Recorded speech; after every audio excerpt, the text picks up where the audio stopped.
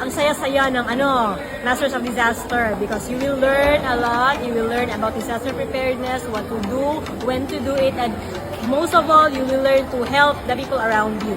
That when disasters will come, you will be able to help and make everyone's lives better and bring everybody, if possible, to safety.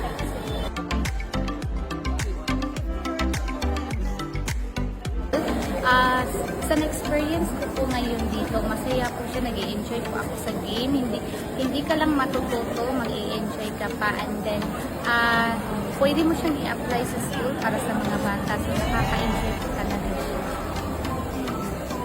Para po sa akin, malaki po kasi ang maitutulong niya kasi mostly po sa mga bata is hindi pa nila alam ang gagawin kung ano ang mangyayari pag may disaster. So, through playing po, ma-apply po nila or makakukuha sila ng idea kung ano ang gagawin nila pag nangyari ang isang trahedya.